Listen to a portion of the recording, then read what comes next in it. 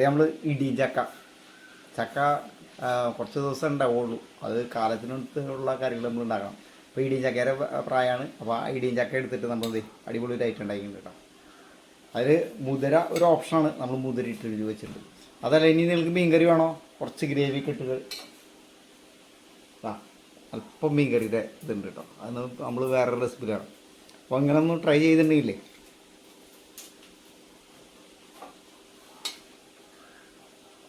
നിങ്ങൾക്ക് ഡയറ്റായിട്ടും. ഇപ്പം ഞാൻ ഉച്ചയ്ക്കാണ് ഇത് ഉണ്ടാക്കിയത്. ഉച്ചയ്ക്ക് ഇത് മാത്രം കഴിച്ചാൽ മതി, റൈസ് കഴിക്കണ്ട. ഇത് തീർച്ചയായും ട്രൈ ചെയ്യാം. നമുക്ക് അപ്പോൾ റെസിപ്പി കാണാം. അതപ്പോൾ ചക്കക്കാലം സ്റ്റാർട്ട് ചെയ്തു അല്ലേ? നമ്മുടെ മുറ്റത്തെ പ്ലാവിൽ ആവശ്യം പോലെ ചക്ക ഉണ്ടായിരിക്കുന്നുണ്ട്. പക്ഷേ 2 മാസം എടുക്കും ഈ സാധനം ആവാനായിട്ട്. അപ്പോൾ അതിന് മുന്നേ നമ്മൾ ഇടിയും ചക്ക പ്രാവശ്യം ഇട്ട് നമ്മൾ വെച്ചു കേട്ടോ. അപ്പോൾ നല്ലൊരു ചെറിയ ചക്ക, ഏകദേശം ഒരു ചക്ക ഇട്ടുണ്ടെങ്കിൽ നമുക്ക് 3-4 പേർക്ക് നമുക്ക് ഉപയോഗിക്കാം. നന്നായിട്ട് പശിയുണ്ട്. ഇത് ഒരു നാടൻ ചക്ക പോലെയാണ് ഇത് കേട്ടോ. അത് നമ്മൾ കട്ട് ചെയ്തിട്ട് അതിൻ്റെ കരിമുള്ളെന്ന് പറയില്ലേ, ആ മുള്ള് മേൽഭാഗത്ത് മുള്ളൊക്കെ നന്നായിട്ട് ചെത്തി കളഞ്ഞത് ചെറിയ ചെറിയ പീസുകളാക്കി ഒന്ന് വാഷ് ചെയ്യുക. വാഷ് ചെയ്യേണ്ട ആവശ്യമില്ല. ചക്ക നല്ലൊരു ഹെൽത്തി ആയിട്ടാണ് കേട്ടോ.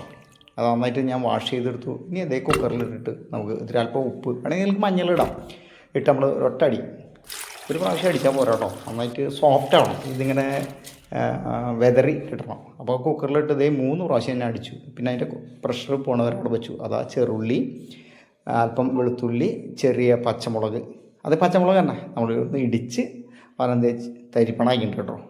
ഇനി അതിട്ടിട്ട് ഇതേ ഉരുളി ഇളക്കാനായിട്ട് എളുപ്പത്തിൽ നല്ല ഉരുളി എടുത്തു. അതൊന്ന് മൂത്ത് വരുമ്പോൾ നമ്മൾ കുറച്ച് മുളക് പൊടി മഞ്ഞൾപ്പൊടി മാത്രമേ ഇട്ടിട്ടു കേട്ടോ.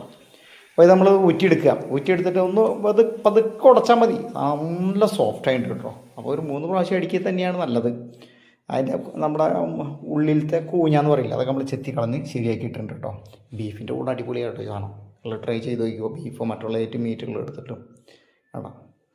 അപ്പോൾ നമ്മൾ ആ മൂത്ത മുളകിലേക്ക് മഞ്ഞപ്പൊടിയിലേക്ക് ഇതേ നമ്മൾ ഇട്ടു. അപ്പോൾ ഇനി ഉരുളിലിട്ട് ഉടക്കിയായിരിക്കും ഏറ്റവും ബെസ്റ്റ്. നിങ്ങൾക്ക് ഏത് രീതിയിൽ വേണോ അതുപോലെ നിങ്ങൾ ഉടച്ചെടുക്കാം കേട്ടോ.